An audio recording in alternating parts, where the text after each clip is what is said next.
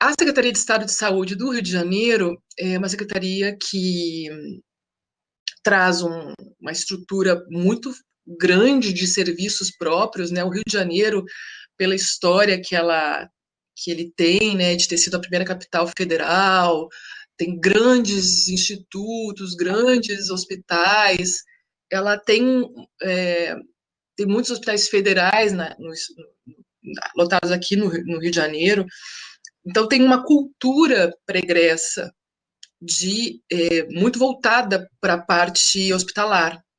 A gente tem tanto o hospital consumindo energia dos gestores, porque tem muitos hospitais que terminam, às vezes, uma estrutura maior do que a necessidade, né? Tanto consumindo energia dos gestores, espaço na agenda, recursos financeiros, mas também consumindo um lugar no consciente e na cultura de entendimento por serviços de saúde da população. Não é à toa que, em 2007, quando eu estava em Brasília, o Rio de Janeiro era a segunda pior capital em cobertura, a capital do Rio de Janeiro era a segunda pior capital em cobertura de atenção primária. Eram 7% de cobertura de atenção primária. Né? Eu vim do Rio Grande do Sul, na época era 32% a cobertura no estado do Rio Grande do Sul. O estado do Rio de Janeiro tinha uma cobertura que variava em 20 e poucos por cento, mas a capital tinha 7% de cobertura, com indicadores muito difíceis, né? E a gente vê isso, assim, a Secretaria de Estado de Saúde tem, então, muitos serviços públicos federais, muitos serviços públicos estaduais, e uma energia muito voltada para os serviços públicos estaduais próprios, serviços, seja contratualizados, seja os serviços próprios. Dentro da secretaria, a gente tem a Superintendência de Atenção Primária. A Superintendência de Atenção Primária tem uma estrutura que tem muitas áreas técnicas. Eu vou pedir para o Bruno passar, eu levantei um pouco dos dados para vocês entenderem a diferença um pouco entre os dois estados. Então, a gente pode olhar aqui no estado do Rio Grande do Sul, um total de população, de acordo com o IBGE, de 10.693.000 pessoas. E o estado do Rio de Janeiro com quase 16 milhões de pessoas, né?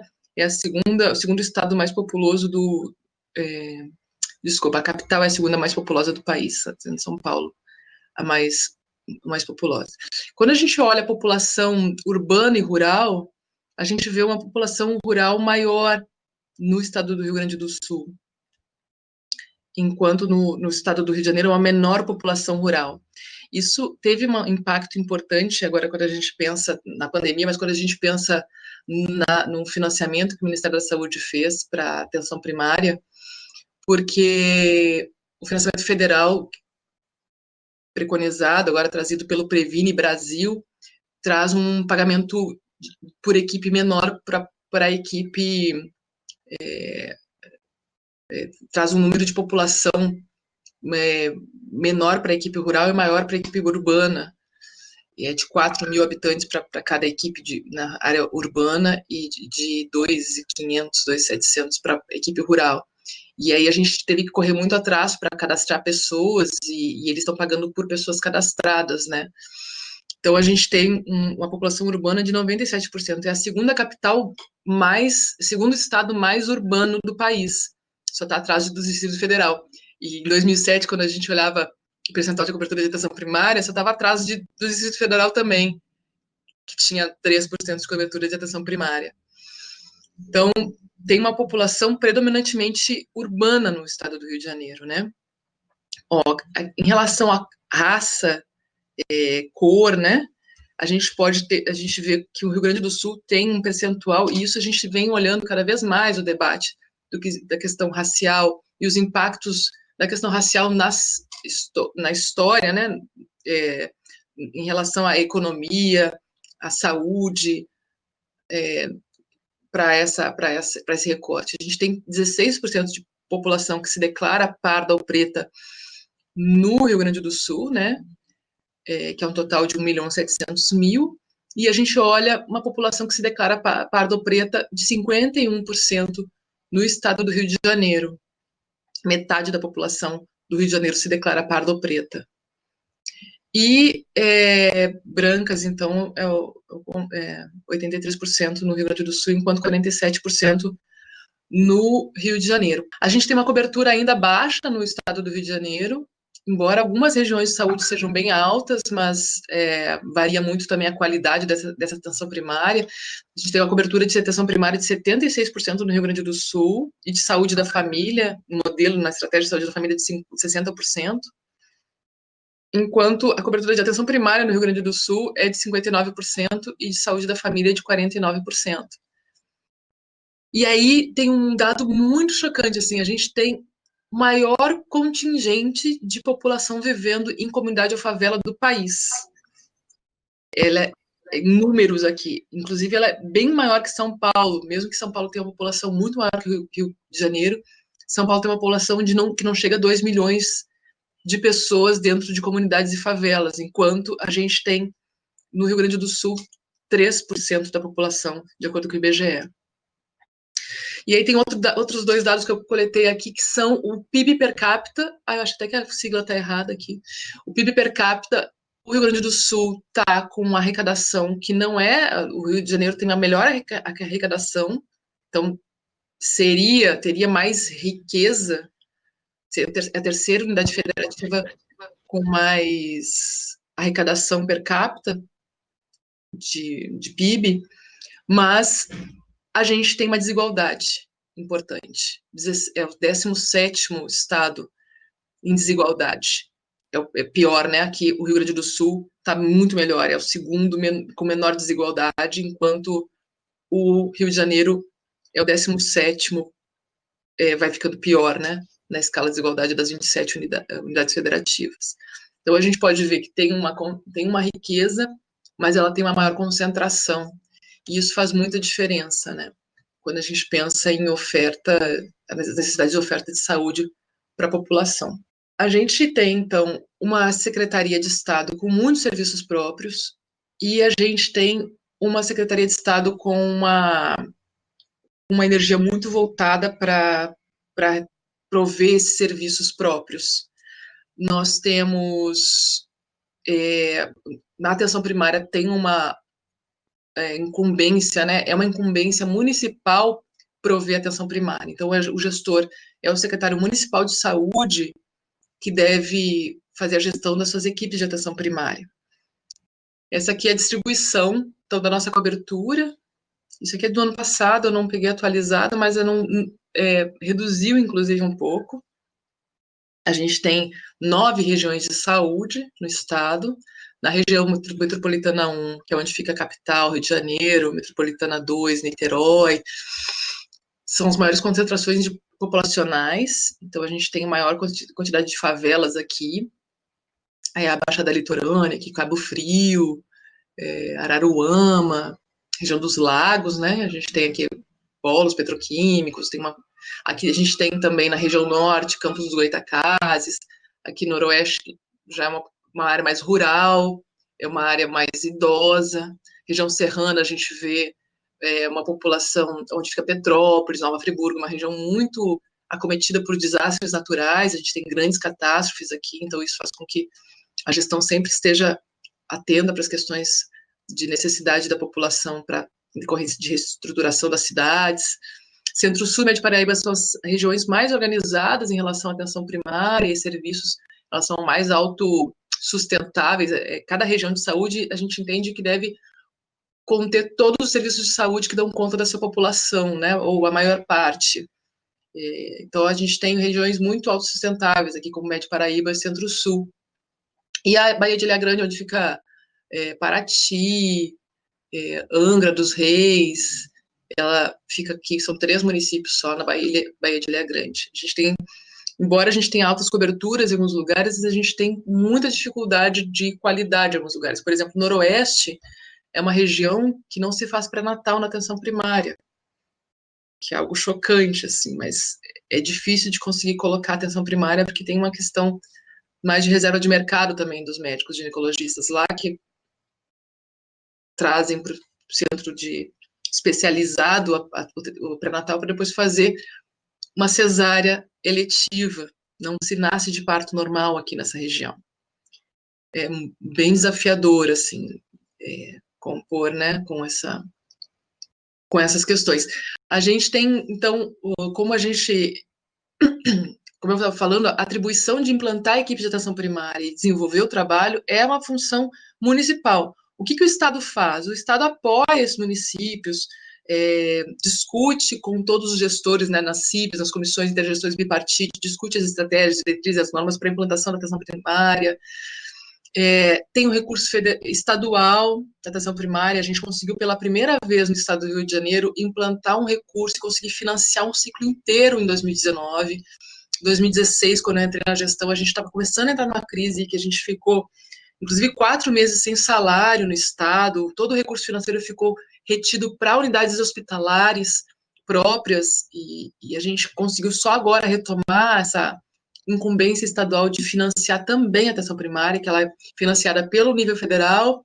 O Estado tem que aportar um recurso financeiro e o município coloca a maior parte. Então, pela primeira vez, a gente colocou que a gente está agora uma proposta de chegar a R$10 per capita, que é um valor financeiro, um recurso financeiro considerável.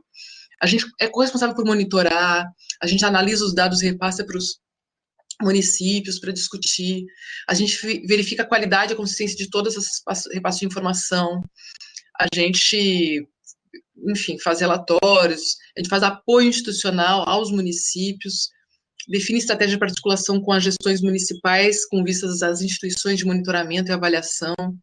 E esse monitoramento e avaliação ficou muito prejudicado durante esse período de implantação do ESUS, né?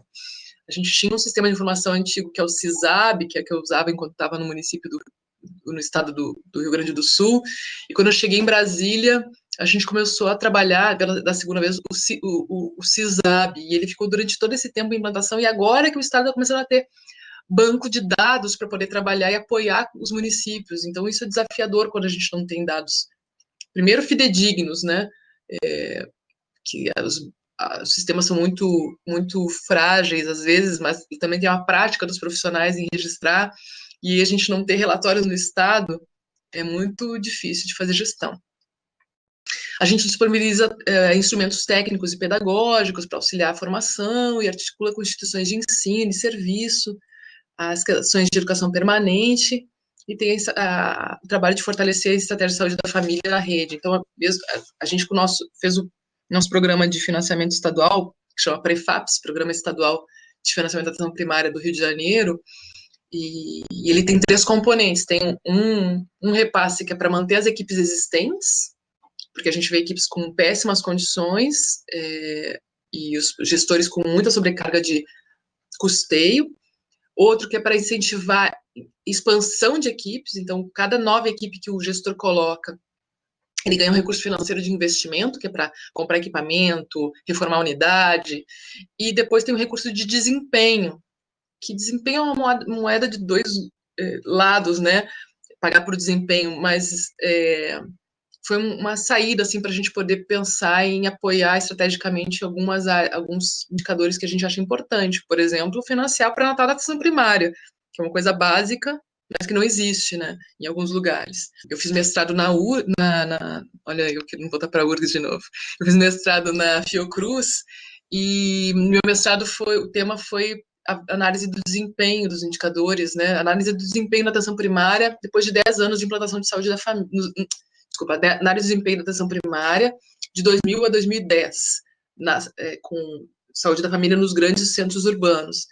E a gente vê isso, tem um aporte financeiro diferenciado para equipes de saúde da família, mas esse recurso financeiro que é pago por modalidade de equipe, às vezes não se traduz em qualidade. E aí, na época, eu apostava muito no programa de melhoria do acesso da qualidade da atenção primária, no PMAC, para pagar por desempenho também, que cria um movimento no município, né? Tem um risco de focalizar, de a equipe só olhar para aquilo que dá aquele indicador que dá o dinheiro. Então, é um desafio grande a gente poder discutir os indicadores, mas também ter um olhar mais ampliado. Então, a gente tem uma missão na superintendência, que é desenvolver a gestão do SUS no âmbito da atenção primária para garantia do cuidado integral, resolutivo e de qualidade, com foco nas especificidades loco-regionais para toda a população do estado do Rio de Janeiro.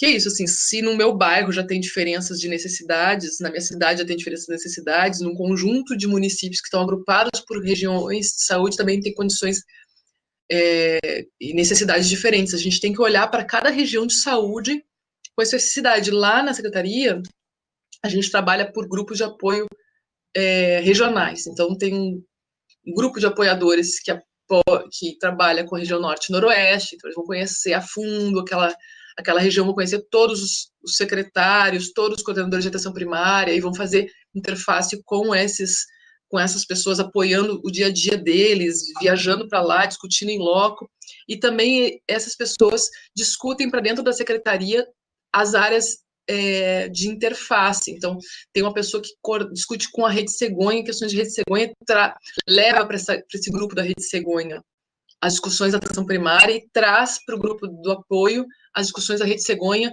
para por dentro do apoio se discutir com a atenção primária a Rede Cegonha.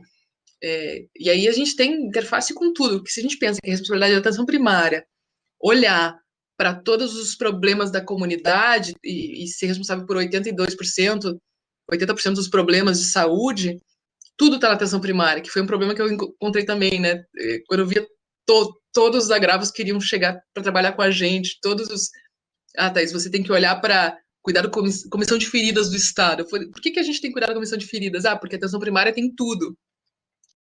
Mas a comissão de feridas é muito voltada para o ambiente hospitalar, assim, então eu vou ter que ter uma secretaria inteira para cuidar, já que a atenção primária cuida de tudo. Então tem um desafio aí no âmbito estadual do que é o papel da atenção primária, né?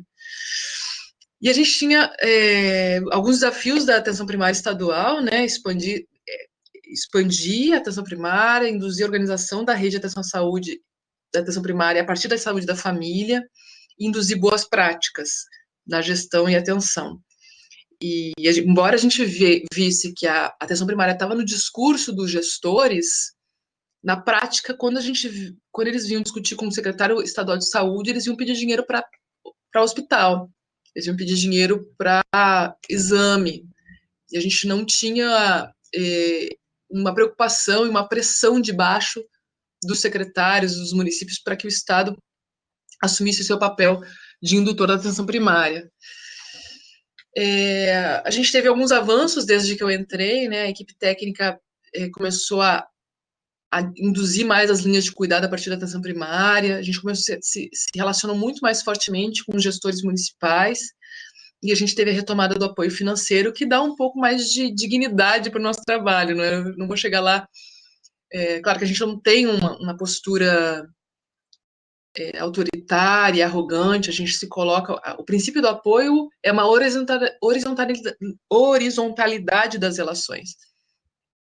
Eu não tenho um saber maior do que o município, eu tenho um saber, eu dialogo muito com o Ministério da Saúde, vejo práticas, olho o Estado como um todo e direciono algumas questões e vou dialogar com o município para ver como é que ele coloca em prática. Mas quem sabe a realidade dele, do dia a dia, é ele. Por isso que eu falo que é importante a gente viver as coisas, estar nos lugares, né? Eu tive experiência de enfermeira de ponta, eu tive experiência de gestão municipal, eu tive experiência de gestão estadual, de gestão federal, de gestão... Então, os dilemas da gestão estadual são diferentes dos dilemas da gestão municipal. E quando eu estou enquanto Estado ali, é para apoiar o outro e entender que quem sabe melhor do papel dele é ele, porque está vivendo a realidade ali. Quem sabe melhor do que atender um paciente é quem está na unidade básica de saúde. Eu posso chegar ali junto com ele, olhar para as questões dele, mas nunca pressupor que eu entendo mais do que ele está vivendo. É uma composição dos saberes ali para a gente olhar junto para o problema e viver estratégias de solução. E quando a gente fala isso, oferecendo recurso financeiro, porque às vezes esbarra assim, tá bom, eu tenho que ter estrutura para atender pré-natal, mas eu não tenho recurso financeiro para capacitar minha equipe, eu não tenho recurso financeiro para ter equipamento e material permanente que são necessários para atender a gestante, eu não tenho dinheiro para fazer, para telefonar para a maternidade, para receber a telefonema da maternidade, para agendar o retorno da gestante, e aí a gente fica um pouco de braços atados, né? Então, quando a gente repassa o recurso financeiro, também nos dá um pouco mais de segurança para estar orientando como é que eles podem usar esse recurso financeiro. Hoje, a nossa Secretaria de Superintendência está com essa estrutura, né? A gente tem todo o apoio à gestão da atenção primária, mas também tem toda a saúde bucal, que cuida da atenção primária até a alta complexidade, saúde das crianças, da atenção primária até a alta complexidade. Então, eu discuto também o TI para criança, e dentro da saúde das crianças tem doenças raras e violência, o aleitamento materno é uma área técnica exclusiva, saúde do adolescente / programa saúde na escola é uma área técnica exclusiva, saúde das mulheres, que cuida de toda a saúde das mulheres, não só olha a mulher como uma gestante, né, ela olha como uma mulher na sua integralidade, saúde do homem, do idoso, população em situação de rua, alimentação e nutrição, práticas integrativas e complementares e doença falciforme. E dentro de cada um dessas áreas é um mundo de ações, né? Muito programa, muita ação, e a gente tenta de uma forma... a atenção primária ela é mais generalista, então ela tenta buscar a informação dessas frentes que são mais... se aprofundam mais num tema, mas também eu fico no exercício com as áreas para eles não se aprofundarem, mas entenderem o sistêmico. Então, é um ir e vir, assim. Eu acho que a experiência de ter vivido passado como residente, ter trabalhado em uma residência transdisciplinar, ajuda um pouco a entender o valor de cada uma dessas áreas técnicas e desses saberes que são aprofundados, que são os saberes de núcleo, né, e o quanto isso contribui para o campo, e trazer sempre esse olhar sistêmico para quem está se aprofundando e trazendo para um olhar de um sistema de saúde, porque a vida das pessoas essa mulher também, enfim, essa mulher precisa se alimentar, tem a saúde bucal, ela está dentro de uma sociedade, ela pode ser moradora de rua, então, enfim, essas coisas todas se imbricam, né? E ali o apoio financeiro, eu já falei, nosso programa estadual tem essas frentes, né? Manutenção das equipes existentes, e a gente está financiando a equipe de saúde da família, equipe de saúde bucal na saúde da família, a gente não está colocando atenção primária, modelo atenção primária tradicional, é saúde da família. Na ASF, que o Ministério da Saúde parou de financiar os núcleos de apoio à atenção à saúde da família, né? Núcleo ampliado, depois eles mudaram o nome, e a gente está financiando e está aumentando o recurso financeiro agora, equipes de academia da saúde e consultório na rua.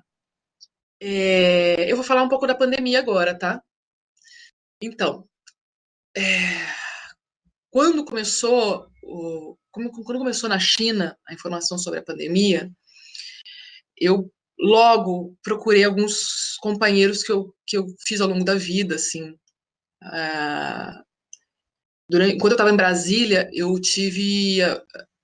participava das discussões com a Vigilância em Saúde, e eu viajei muito o Brasil inteiro para discutir dengue, para discutir malária, então tinha muito infectologista internacional, e eu logo perguntei para eles o que está acontecendo na China, né? Mostrava os vídeos, isso é real? As pessoas caindo no meio. Eles falaram, não, isso é histeria. E aí a gente foi olhando e sentindo, né? Eu lembro até que eu falei para algumas amigas, não fiquem tão preocupadas, algumas amigas estão fora do país, que não queriam saber se vinham ou não vinham. Não, tem mais casos de sífilis, tem mais casos de sarampo, né? Vamos. E aí a gente começou a ver a situação piorar aqui para o estado. Eu estava no Brasil, né? A gente teve até carnaval, no carnaval eu pensava assim, tinha que ter carnaval, não tinha que ter carnaval, não tem que ter carnaval, é histeria. E aí chegou no Brasil e eu estava em Brasília quando a gente viu o primeiro protocolo, e aí eu lembro que eu fui para Brasília, vi o protocolo e voltei já sem dar beijo nas pessoas, que era muito difícil, né, de não abraçar, não... E voltei pensando o que a gente vai fazer, né? Logo a gente já pensou em como é que a gente ia, todo de informação que a gente tinha, o que a gente ia orientar os nossos municípios. E a gente começou a fazer uma nota técnica sobre atenção primária para os municípios. Então, foi um movimento com a equipe de estudar, pensar o que tem do Brasil, o que tem do exterior. Vamos juntar a nota técnica, chegou minha ajudante aqui. Vamos juntar numa nota técnica todas as melhores orientações para esses municípios e vamos induzir que esses municípios trabalhem conforme essa nota técnica. E aí a gente fez a nota técnica, virou um protocolo, um plano de enfrentamento à atenção primária na Covid, né, filha? E, enfim, tiveram 49 páginas a primeira versão, depois em 10 dias depois a gente atualizou, porque cada dia mudava, e aí agora a gente terminou de atualizar uma terceira versão, que virou diretrizes para a implantação de planos locais, que foi no início do mês passado, que foi publicado. Então, esse movimento de criar nota técnica era um movimento que foi feito pela atenção primária, pois todas as áreas técnicas criaram, no final dessa apresentação tem todos os links, se vocês quiserem ficar, para reunir informação sobre como é que a gente vai orientar os municípios. Então, a gente colocou na rua e começou a ir junto dos municípios, discutir com eles como é que vocês estão. E aí, esse início foi difícil, porque quando chegou aqui, um dos meus amigos infectologistas falava assim, Thaís, na época que a gente estava na dengue era diferente. Eu sou a maior defensora da atenção primária, a gente queria... Agora, a gente não pode colocar a população, os profissionais da atenção primária na linha de frente, eles vão morrer, tem gente morrendo. Você tem EPI para isso? E a gente pensa, puxa, a gente não tem EPI ainda nas equipes de atenção primária, como é que eu vou colocar que a atenção primária tem que continuar atendendo? E aí eu falava com outros, e aí tem uma vertente mais médico-centrada inglesa, né, em alguns grupos, assim, na medicina de família e comunidade, que é, a pandemia da Covid não é, a gente falava coronavírus na época, nem falava em Covid, não é sensível à atenção primária. Fala assim, como não é sensível? Todo mundo, a vigilância no território para saber quem é vulnerável, quem não é vulnerável, grupo de risco, quem é que consegue ficar em isolamento, quem não consegue ficar em isolamento, quem fica em isolamento, quem é que vai dar comida, quem é que vai cuidar dos idosos, né?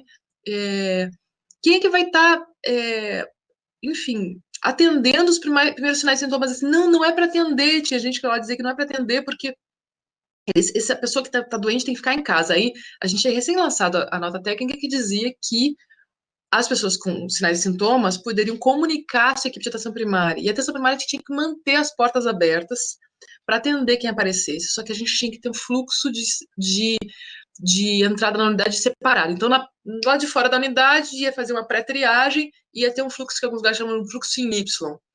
A gente ia colocar atenção primária atendendo o que é corriqueiro, porque a gente já via que a gente não ia poder parar de atender as pessoas com nossa situação de saúde é muito grave aqui no estado, né? Tem muita... E a gente tinha que ter um fluxo de assistência para a Covid, que fosse isolado, que fosse com equipe individualizada, com equipamento de proteção individual, com insumo, estrutura em separado. E a gente pensou, para ter isso, vai ter que ter dinheiro, né, diferenciado. E aí a gente antecipou o primeiro repasse financeiro do ano de 2020, a gente já passou em março, para os municípios do Prefaps, antecipou o recurso financeiro deles. Depois vem um recurso financeiro da Alerj, da Assembleia Legislativa do Estado do Rio de Janeiro, enfim, foram 100 milhões de reais que a gente colocou para os municípios estruturarem essa porta de entrada diferenciada pensando em Covid, que a gente chamou centros de triagem em coronavírus, em Covid-19, que até Brasília, quando criou agora dois recursos financeiros para a criação de serviços diferenciados, que é o Centro de Atendimento em Covid e Centros Comunitários de Covid, eles ligaram para a gente para ver como é que a gente tinha implantado, para ter as ideias, somar com as ideias que eles já estavam tendo, né, estavam vendo que a gente tinha iniciativas bacanas no país para fazer. E aí a gente repassou recurso financeiro, e junto com isso a gente começou a ir para dentro dos municípios, e para dentro não, porque aí muda também a nossa lógica de trabalho, né?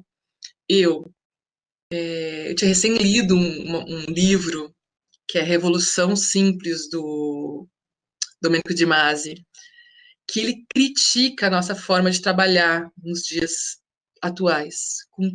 Por que tanta presença? Por que a gente tem que se deslocar de casa para ir para um escritório, para ficar num lugar, às vezes, insalubre, perder um tempo de deslocamento, gastar? E ele critica, e falava muito que isso era necessidade de controle dos chefes, isso era tempo de vida perdido, que hoje a gente tinha que ter tecnologia para fazer à distância, a gente tinha muito melhor produção de alguns grupos, fazendo à distância com mais criatividade, como é que a gente... Eu tinha assim lido aquilo, eu pensei, nossa, eu já tinha tentado implantar na minha equipe algumas vezes de fazer reunião à distância, e nunca, quando a gente teve falta de carro, por exemplo, em 2016, eu propus que a gente pudesse fazer mais reuniões à distância e não foi muito aceito, né? E eu, assim, quando veio... E aí eu acho que o Estado, naquele momento, com o governo estadual com a Secretaria Estadual de Saúde, estavam muito alinhados, né? Foi um dos primeiros estados a fechar as portas, foi um dos primeiros estados a decretar que tinha que enfim, colocou todo mundo em home office, decretou final das aulas numa sexta-feira, na segunda-feira já não tinha mais aula. E aí, com criança em casa, muda tudo, né? Vocês estão vendo como é que está sendo. Muda tudo, muda toda a dinâmica. Inclusive, é interessante porque a gente tem que reconhecer que existe criança na vida, né? Das mulheres, principalmente dos homens. A gente tem que estar colocando as crianças no trabalho e a gente tem que interagir com isso. A gente começou a dar conta da própria vida, fazer faxina na casa, quem antes tinha alguém para ajudar, pagar a pessoa que ajudava para ficar na sua casa também se proteger. E eu coloquei toda a minha equipe em home office. Toda a minha equipe. Eu coloquei. Aí veio um decreto dizendo que podia ficar em home office, mas aí uma coisa era o decreto, outra coisa era a fala da chefia, dizendo ninguém em home office, só vai ficar. Se for para sair da Secretaria de Estado de Saúde, vai ter que ir para o front, falavam assim para gente. Mas vocês acabaram de botar um decreto de que tem que ficar em home office. Não, mas a gente não quer ninguém em home office. E eu bancava de que tinha que, falei, é medida de saúde pública. Sabe medida de saúde pública? Eu falava isso para as pessoas que. É isso, as pessoas têm que ficar em casa, pelo bem de quem está lá na unidade básica de saúde. E a gente está trabalhando, eu estava monitorando todo mundo trabalhando, todo mundo fazendo um monte de nota técnica para discutir, todo mundo fazendo reunião com os municípios. A gente trabalhou demais, nunca teve tanta presença dos secretários municipais de saúde, de coordenações de todas as áreas técnicas, em tanta reunião nossa. E a gente estava fazendo, e a equipe estava estimulada, sabe? A gente começou a fazer reuniões mais animadas, as pessoas mais muito medo, então o momento de encontro das equipes minhas era um momento de prazer, as pessoas não adoecendo em casa, então eu via como é que podia estimular para que a gente pudesse ter encontros de alívio da tensão, né? As pessoas são muito acostumadas a ficar o dia todo indo para o trabalho e vindo para casa, e mudar essa rotina drasticamente também causa ficar o dia inteiro em casa. Então a gente fazia esses encontros nossos e aí dali todo mundo ia para o debate com os gestores municipais. Só que aí a secretaria tinha tinha um secretário de saúde que foi gestor de um hospital universitário e tinha esse debate, assim, a gente colocou esse plano que orientava a atenção primária a atender e aí logo a secretaria colocou um flyer dizendo tem sinais e sintomas, fique em casa. Se agravar, vá para serviço de saúde. E eu fui brigando internamente para a gente entender como é que a gente podia colocar a atenção primária mais na linha, né, do trabalho, porque eu entendi que tinha potencialidade grande. E aí a potencialidade é conhecer o território, nunca os atributos derivados da atenção primária foram tão fundamentais, né? Conhecer como é que as pessoas vivem, conhecer a cultura delas, pensar na família delas, ter vínculo com elas, essa família que tem esse parente que foi internado, a família que não pode visitar o parente, como é que a equipe de atenção primária pode ajudar a continuar acompanhando essas pessoas, dar o retorno para a família, acolher as demandas que estão surgindo para além do coronavírus, né? Para além da Covid, acolher as demandas de saúde mental, quanto violência, apoiar as pessoas que estão precisando ficar em isolamento e não têm estrutura, então aquecer redes comunitárias, discutir a boa política pública, discutir com o território, com as pessoas do território, o quanto essa pandemia veio para escancarar as vulnerabilidades, as diferenças sociais, e o quanto é importante ter um sistema público de saúde universal, gratuito, de qualidade, nesse momento, né? E aí a gente vê que a primeira pessoa que morreu no Rio de Janeiro foi uma empregada doméstica, de uma patroa que veio da Itália, doente, sabia que estava doente, não teve empregada doméstica, e é essa empregada doméstica que morreu. E a gente está vendo isso, assim, né? Não é uma doença democrática. Não é uma doença democrática. Tem muita gente, tem mais gente pobre morrendo. E não é só por acesso ao serviço de saúde, porque o SUS também, a gente viu um momento de fila, agora a gente já não vê mais, mas é porque pelas condições de vida que as pessoas vivem há muito tempo, com muita carga de doença, somada a muitas questões, né? E aí a gente, então assim, como é que a atenção primária podia trabalhar com a identificação do território, das vulnerabilidades, a educação em saúde, o combate às fake news, a, os fluxos dentro da unidade, como é que a gente organizar o processo de trabalho dessas equipes, as equipes também precisando de orientação e suporte, inclusive de saúde mental para eles mesmos, desde o acolhimento, faz visita domiciliar, não faz visita domiciliar, como é que a gente trabalha com sinais de alarme, de alerta, para ver gravidade, como é que quais são os agravos que vão ficar na agenda, isso tudo é o nosso plano. Quais são a nossa agenda nova, a agenda da atenção primária vai ficar o quê? O que vai ser prioritário? O que vai se manter, o que não vai se manter? O que é eletivo que pode esperar a pandemia acabar? E aí a gente viu muitas unidades fechando, muitas unidades tendo pouca demanda, né? A gente tem uma queda brutal de triagem neonatal, acompanhamento de gestantes lá no início, né? Porque pegando um modelo do que a gente via em outros países, muitos países pegaram a atenção primária e deslocaram os profissionais para os hospitais. Isso foi catastrófico. Então, desde o momento do início, a gente ficou orientando para a atenção primária manter suas portas abertas, porque essa clínica que a gente não sabia qual era, e aí é o desafio, né? A gestão não sabia muito bem o que era, a academia não sabia muito bem o que era, enquanto isso, atenção, os profissionais de saúde estavam lá recebendo as pessoas com dúvida. E todo mundo tentando entender em que se baseava. E muitos lugares fecharam as portas, muitos profissionais ficaram com medo, adoeceram também, e ao mesmo tempo a gente estava sem equipamento de proteção individual. Então foi uma briga que eu tive internamente na secretaria, de que a gente pudesse comprar equipamento de proteção individual para os municípios e que a gente pudesse receber o recurso financeiro federal e equipamento de proteção individual do Ministério da Saúde e repassar para os municípios. Esse foi uma briga interna, e aí era isso, assim, como quando eu falo do secretário com a visão hospitalar, ele falava assim, a atenção primária não funciona. Enfim, nesse momento é o hospital que funciona. E era muito difícil para mim, né, ao mesmo tempo que eu sabia que tem lugares mais frágeis, eu sabia da potencialidade que se tinha pelos atributos do que a gente tem. Mas, ao mesmo tempo, a estrutura estava precária, e isso vai minguando a confiabilidade da atenção primária se a gente não tem uma estrutura fortalecida. E aí tinha uma discussão que eu trouxe também sobre a questão dos óbitos. Muitos profissionais de atenção primária orientavam, assim, a gente não tinha muito o costume de fazer a declaração de óbito pela atenção primária, né? Não tem nem declaração de óbito física, papel dentro da unidade básica de saúde. Então, grande parte das pessoas, quando vão morrer nessa cidade, colocam a familiar dentro de uma ambulância e vão para o hospital para morrer no hospital. Enfim, uma série de questões. E aí, como é que a gente vai trabalhar o óbito em domicílio? E a gente já viu muito mais óbito em domicílio aqui no Rio de Janeiro. Manejo dos corpos, como é que vai ser feito pela atenção primária. E aí era uma discussão assim, eu não vou, aqui na secretaria, eu não vou discutir sobre óbito ou atenção primária enquanto eu não tiver leito em hospital, não tiver respirador, e isso virou...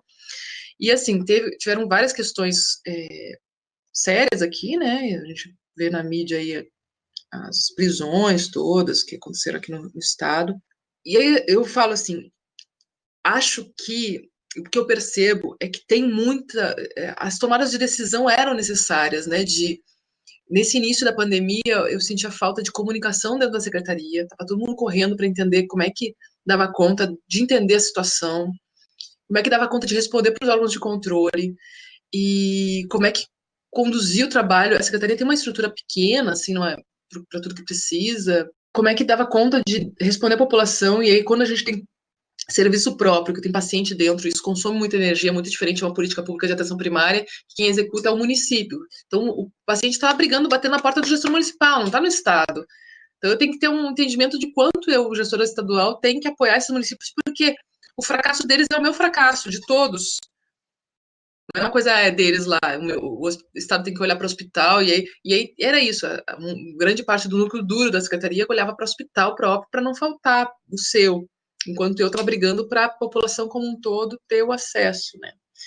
E é isso, quando fala não funciona, aí tem as experiências, assim, tem lugares que são muito difíceis, aqui a Baixada do Rio de Janeiro, a Baixada Fluminense, tem lugares muito difíceis, gestores que enfim, há muito tempo não investem na atenção primária, então quem quem conhece essa realidade fala não funciona, mas tem lugares que funciona, isso aí é fabuloso, né? Então, esse debate foi intenso internamente sobre o que a gente tinha que fazer para manter. E aí eu ia para a coordenação de comissão intergestores bipartite falar sobre atenção primária, e eu quase não tinha gente me escutando, os microfones todos abertos, as pessoas falando ao mesmo tempo. Mas a gente tem aqui uma presidente do Conselho de Secretários Municipais de Saúde, que é gestora, secretária municipal há 20 anos, e de município pequeno, então ela defende muito a atenção primária. Ela é muito boa, então ela pedia, por favor, e depois ressaltava a minha fala, e na hora que ela fala, eles ficavam mais silenciosos, e é isso, assim, era um conflito interno, também meu, assim, eu vou colocar esses profissionais sem EPI no front, vou dizer para eles atenderem, ao mesmo tempo, não tem como tirar a atenção primária dessa frente. Então tá, vamos colocar os profissionais atendendo mais remotamente, vamos colocar esses profissionais só atendendo no front se tiverem EPI, vamos manter esses profissionais atendendo o resto da demanda da atenção primária, que é muita coisa ainda, com algum cuidado para não ter aglomeração, então quais são as agendas que a gente tem que manter como prioritárias, e vamos brigar para mostrar que a atenção primária pode ser o grande diferencial da resposta do Brasil nessa pandemia, que é diferente dos hospitais, dos países que colocaram as pessoas dentro dos serviços hospitalares. Como é que a atenção primária com seus atributos pode ser efetiva, né? E aí a gente começou a discutir isso na CIB, a gente tem o programa Mais Médicos aqui, eu coordeno a Comissão Estadual do Mais Médicos. Então a gente tem o MEC, o Ministério da Saúde, as instituições parceiras, que é a Universidade Federal do Rio de Janeiro, que faz a supervisão dos médicos, e a UFSC, que faz a parte do EAD deles, da especialização, e tem o COSEMES. E eles traziam muito feedback do interior, né? De quanto estava caótico no interior. Então, esse feedback dali nos trazia as diretrizes também, que uma coisa é a gente falar com o coordenador municipal pelo apoio, outra coisa é a gente saber a informação por dentro, pelos profissionais da ponta. Então, o coordenador municipal às vezes diz, tá tudo lindo, quando a gente ia saber, não, o fluxo está todo errado, colocaram centros de triagem, que foi um recurso financeiro que a gente aportou, né, aquele recurso da LERJ que eu falei, e aí que deslocaram os médicos para esses centros de triagem para atender urgência e emergência, que não era o foco, e atendendo mais do que 40 horas, sem estrutura, sem EPI. Então, como é que a gente olha para isso, sem punir o município, mas dar a chamada necessária para que os gestores façam a sua parte, né? Hoje, assim, a gente está, eu até peguei os dados aqui, do estado do Rio de Janeiro. Hoje a gente está com um total de 118.956 casos de coronavírus. Óbitos foram 10.500 óbitos. E eu vi umas perguntas aqui, subnotificação, testagem. E é isso, assim, quando chega o agravo, e a gente vê que a orientação era para testar somente quem tinha sinais e sintomas de agravamento, e essas pessoas deveriam buscar as UPAs, os hospitais, e ali que iam se testar, eu já imaginei que a gente ia ter uma subnotificação muito grande, né? A notificação pela atenção primária ia ser só por sinais e sintomas leves, e se a gente estava orientando que as pessoas ficassem em casa, não fossem na unidade básica de saúde, a gente não ia ter notificação. E aí a nossa letalidade ia ser lá em cima, porque a pessoa que ia chegar no hospital, que ia notificar. Então só ia saber um número muito pequeno de casos reais. Ia ter era a ponta do iceberg, e essa ponta do iceberg já toda muito adoecida, que logo já poderia morrer. Então nossa letalidade explodir. A gente tem uma letalidade alta, não é a maior do país, mas a gente está aí em um número expressivo, assim, quinto lugar. E a gente recebeu os testes do Ministério da Saúde, os testes rápidos, então tem a orientação de colocar a testagem para profissionais de saúde, para profissionais de segurança pública, seus familiares, e idosos nas instituições de longa permanência. Muitos municípios compraram por si os testes e estão fazendo. Então, o município que tem mais testes tem mais casos, porque está notificando mais, né? É pouca abordagem clínica para notificar. Uma estratégia que se fez aqui no estado foi o teleatendimento, né? 160. O estado contratou uma equipe de médicos e enfermeiros para atender as pessoas de acordo com a necessidade, para mantê-las longe dos serviços de saúde, o mais em casa possível. E esse 160 tem atendido os casos leves, mas aí começou a ter uma demanda reprimida enorme de saúde mental, então contrataram também uma equipe de saúde mental para dar suporte, com muito caso de violência. E a ideia é que esse 160 ele fosse, essas pessoas são monitoradas depois, que tem algum sinal e sintoma que precisa ser monitorado, continua recebendo a ligação do 160, e essa planilha de informação que vai estar no telefone vem para nós, a Secretaria de Estado de Saúde, que passamos para os municípios para eles saberem quem são as pessoas do seu território que estão contratando o 160. O grande problema que eu vi era que o Estado fizesse uma substituição, né, entendesse que o 160 seria um serviço de atenção primária, mas a gente está vendo que o 160 ampliou o acesso, mas não substituiu a atenção primária, né? Eu vejo hoje pessoas que assumem lugares que não nunca, lugares de decisão, que não andam de ônibus, né? Que não sabem o que é estar numa comunidade. Quando eu vivi em Brasília, por exemplo, Brasília é um lugar que a gente vai se desumanizando.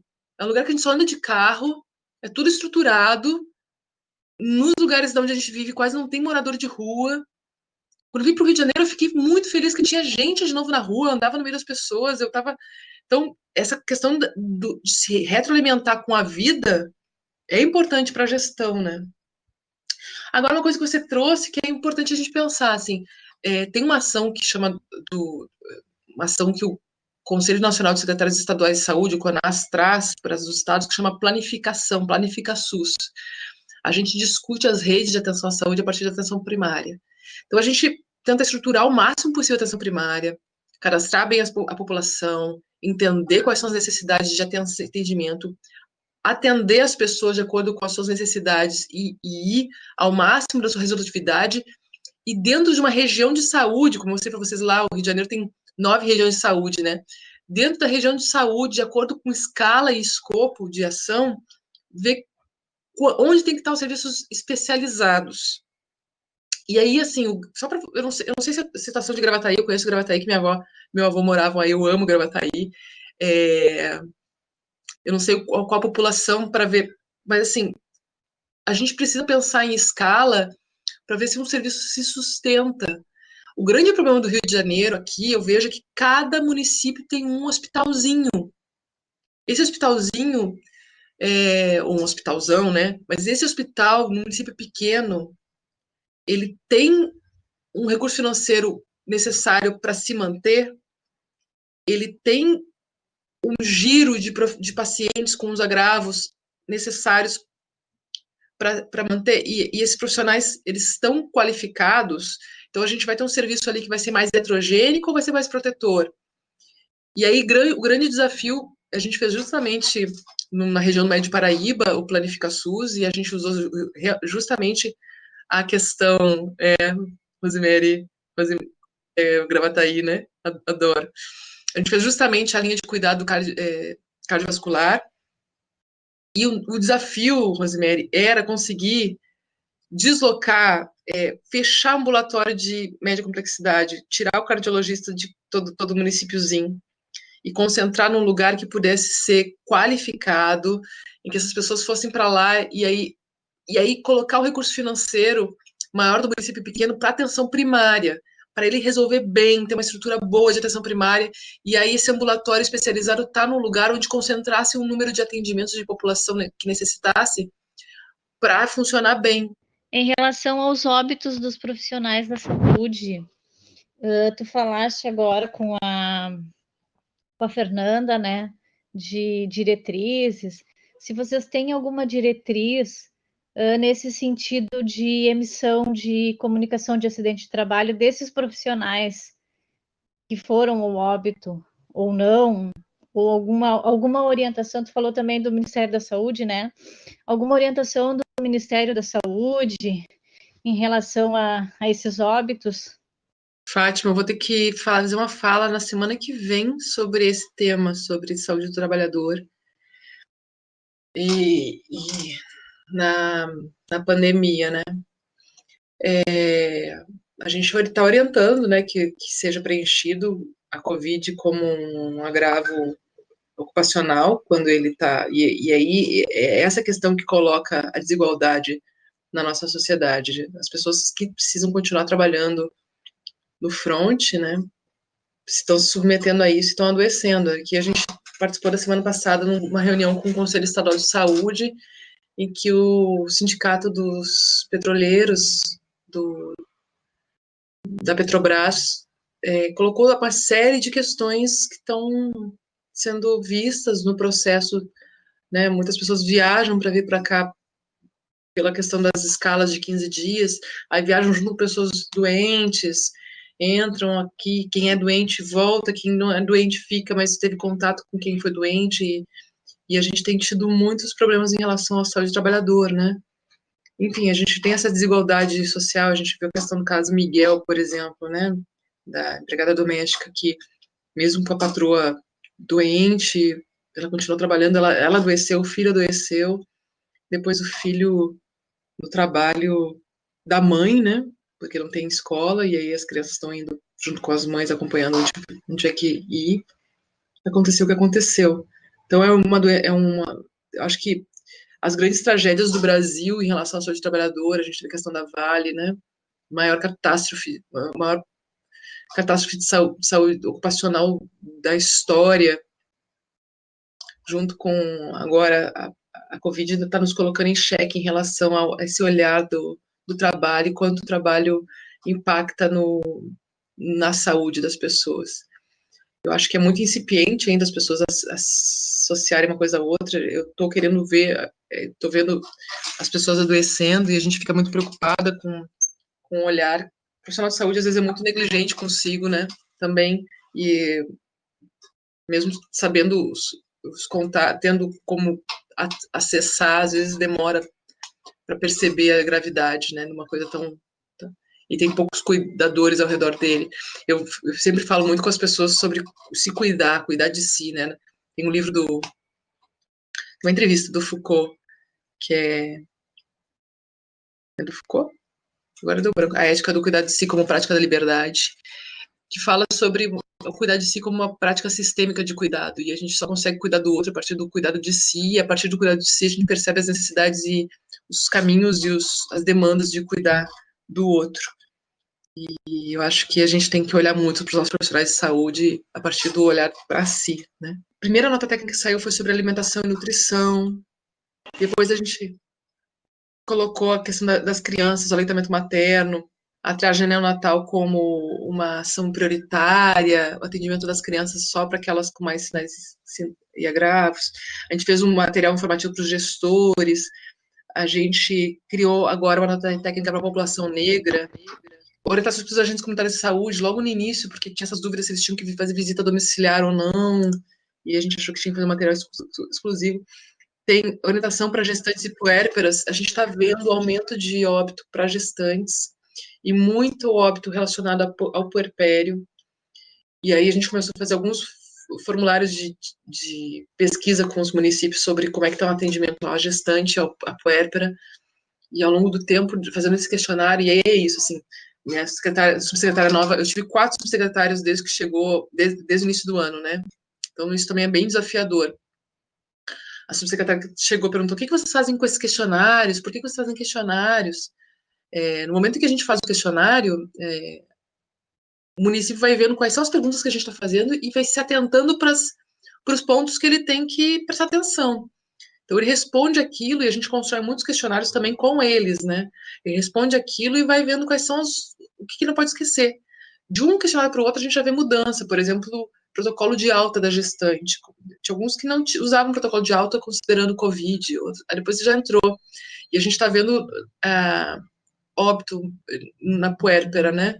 Então a gente começou a olhar, e na Covid, muitos serviços fecharam porta, muitas maternidades que antes estavam atendendo a mais a sua capacidade começaram a fechar, porque também ficou mais caro, ficou com menos profissional, ficou mais caro fazer saúde, os insumos ficaram mais caros, os municípios ficaram mais pobres, estão com mais dificuldade de colocar recurso financeiro.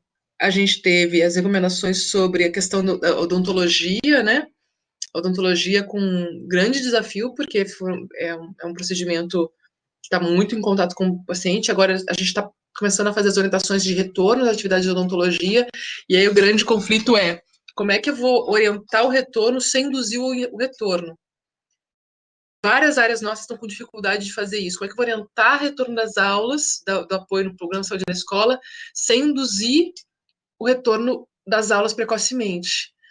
E às vezes eu digo assim, o orientar já é uma forma de eles planejarem. A Rosemary estava falando, né, sobre o estoque e tudo mais. O orientar já é uma forma de planejar do que vem, mas também na hora que a gente está orientando, eles começam a se dar conta da quantidade de atenção e de pontos difíceis de superar para voltar ao pleno atendimento, ao pleno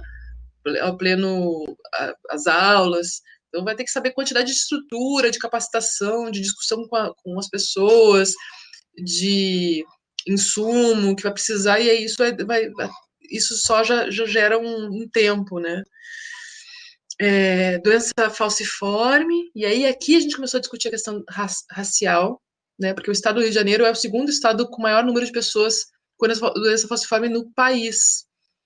E a gente tem já dificultadores naturais da doença falciforme, e a questão raça-cor, a questão racial pega em cheio, né? Essas pessoas, por exemplo, têm que se deslocar até a capital, e aqui o lugar mais distante da capital são 6, 7 horas de viagem. No Rio Grande do Sul tem lugares muito mais distantes, mesmo tendo uma menor população. E elas têm que se deslocar para cá para pegar medicamento. Então, como é que a gente faz para não faltar medicamento? Como é que a gente está fazendo para descentralizar a oferta de medicamentos para essas pessoas que já são empobrecidas, estão mais empobrecidas, e possam vir ou não vir para não se expor mais ao risco de pegar o agravo, né? Orientação para a saúde do idoso, e aí eu estava falando que a gente está fazendo uma ação para as ILPIs, para as instituições de longa permanência, porque é inadmissível, assim, mas isso tem no país inteiro. A gente tem muita instituição com pessoas que moram, seja abrigo para criança, asilo, residência terapêutica, que a atenção primária não visita, e essas pessoas não entendem que essas pessoas são moradoras. Então a gente está precisando olhar para esses asilos que muitos deles, os públicos, esses idosos estão sob tutela do Estado. Então, se der algum problema lá dentro, é um problema de Estado. Esse idoso não pode sair para uma consulta fora, não pode. Já teve caso de suicídio dentro do asilo. Tá muito sério em relação aos asilos. A gente tem que olhar de uma forma mais cuidadosa, assim. Alguns asilos já tiveram casos de Covid positivo. Então, como é que isola? Isola quem está em resultado negativo, porque às vezes é o menor número de idosos que estão ainda vulneráveis, né, a se infectar, ou isola aquele que está positivo, que esse é o número menor. Isola onde? Tem estratégias de deslocar esses idosos para hotéis, os idosos bons, saudáveis, sem estar doentes, que podem levar esses idosos para hotéis com cuidadores, que a assistência social está pensando. O idoso acamado, o idoso com Covid, porque também o idoso tem essa coisa de não fazer febre, né? E ele começa a descompensar, começa a ficar alterado, e a gente precisa já prestar atenção, porque ele vai descompensar rápido. Práticas integrativas e complementares, que é um documento super bonito sobre como é que a gente pode fazer para alterar, assim, eu gosto de fazer trabalhos manuais, né? Então, muitas vezes eu estou em reunião aqui, ninguém está vendo, eu estou fazendo um crochê, um tricô. Isso é muito protetor, assim, para mim, porque eu consigo aliviar um pouco, e eu estava vendo na antroposofia, trabalhos manuais, eles são protetores, eles causam um efeito de prevenção, Então, e isso, por incrível que pareça, que eu faço desde os 7 anos de idade, isso me deixa mais concentrada, dependendo do assunto mais eu não preciso olhar para fazer o assunto mais difícil, às vezes isso dá uma aliviada para continuar seguindo uma reunião. Eu consigo ficar, às vezes, 10, 11 horas em reunião o dia inteiro, e às vezes é isso que dá um suporte, né? Atenção à população de rua, e a gente está vendo que poucas pessoas em situação de rua estão adoecendo de Covid. Tem uma população de rua maior, tem uma população de rua que está demandando mais por atenção, por dinheiro, está pedindo mais. Isso fez com que a capital voltasse uma estratégia que eles tinham feito no passado de internação involuntária, que eles chamam, não é compulsória, chamam involuntária, e aí querem colocar dentro de instituição que às vezes não tem condições, e lá eles podem adoecer, está num conflito bem importante nesse momento aqui no estado e com o município do Rio de Janeiro em relação à população em situação de rua. Tudo fechou, então as pessoas não têm acesso à alimentação que tinham acesso antes, as pessoas no centro da cidade vêm pedir, dizem assim, até o lixo está ruim para a gente, nem o lixo a gente está conseguindo achar o que a gente achava antes. Não fica tão fácil de achar solução, porque a solução às vezes é fácil quando a gente tem um olhar mais restrito, quando a gente amplia, vai ficando difícil, mas quando a gente se resgata com o que nos é caro, com a essência daquilo que faz sentido para a nossa vida, e a gente transpõe isso para o nosso trabalho, com amor, a gente vai achando as melhores soluções, assim, é muito bom estar com vocês, obrigada, Bruno, meu sobrinho querido, fiquem à vontade se precisarem de qualquer troca aí, sempre vai ser um prazer, tá? E eu fiz faculdade de enfermagem na URGS, né? Eu vim da casa de vocês. E depois da enfermagem eu fiz a, a residência em saúde coletiva no Murialdo e atuei na Vila Vargas e depois fui para a Secretaria de Estado do Rio Grande do Sul. Trabalhei também na Secretaria de Estado, Secretaria Municipal de Saúde de Sapucaia do Sul, na Vigilância em Saúde. E, então, tem uma trajetória aí que vem desde aí, né? Meu sonho era poder, quando eu fui convidada, estava na Secretaria de Saúde do Estado do Rio Grande do Sul, quando eu fui para um evento em Brasília, falar sobre o nosso trabalho, e o Ministério da Saúde me convidou a trabalhar com eles, lá em Brasília, na interface da atenção primária com a vigilância em saúde. Eu sempre tive o sonho de ir para Brasília, aprender muitas coisas do país inteiro, de outras experiências do fora do país, e voltar para minha terra, né? Eu queria voltar para minha terra e cuidar das pessoas da minha quadra, da minha rua, do meu bairro, porque eu acho que veio daí a motivação de cuidar da população, né? Eu sempre imagino, assim, penso que eu experienciei muito a vida no bairro, experienciei muito brincar na rua, estudei escola pública, estadual, a vida inteira, gostei muito de trabalhar na comunidade e eu tinha essa relação com a vida das pessoas, com a casa das pessoas. Eu conheço dentro da casa de todos os meus vizinhos, né? E, inclusive, eu quis entrar para a enfermagem porque eu gostava muito dos idosos e achava que as condições de vida dos idosos eram condições difíceis nessa sociedade e queria poder ter um espaço para cuidar dos idosos. E agora, quando a gente olha para a pandemia, a gente vê, né, inicialmente, um público de idosos sendo mais vulnerabilizados e isso me mobiliza bastante. Então, infelizmente, eu não consegui voltar nunca mais, porque de Brasília me chamaram para vir para o Rio de Janeiro, vim para o Rio, trabalhei no município do Rio, implantando a equipe de atenção primária, trabalhando numa grande expansão que o município do Rio trouxe. E aí eu tinha um relacionamento em Brasília, voltei, casei, tive a Helena, que vocês viram até há pouco tempo aqui, lá em Brasília na segunda vez. A primeira vez eu trabalhei na atenção primária, na gestão da atenção primária, e eu trabalhava apoiando os estados, São Paulo, Amapá, Paraná e Mato Grosso, e trabalhava também na interface entre as ações da atenção básica com a vigilância em saúde, que era um pouco a minha experiência quando eu estava no estado do Rio Grande do Sul e na vigilância em saúde de Sapucaia do Sul, que eu tentava fazer de unir as duas coisas. Então, eu fui para Brasília para trabalhar nas propostas de integração entre o trabalho que a atenção primária fazia para a vigilância em saúde e vice-versa.